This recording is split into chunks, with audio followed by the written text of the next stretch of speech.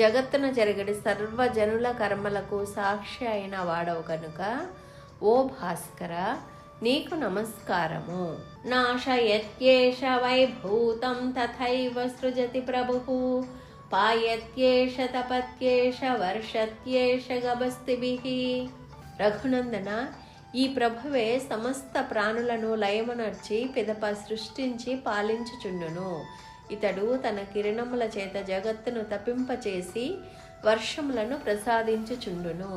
ఏష సుప్తేషు జాగర్తి భూతేషు పరినిష్ఠితః ఏష చైవాగ్నిహోత్రం చ ఫలం చైవాగ్నిహోత్రిణాం.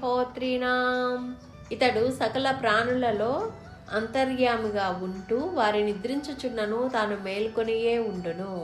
హవిస్సు యొక్క స్వరూపము ఇతడే, తస్ఫల స్వరూపము ఇతడే.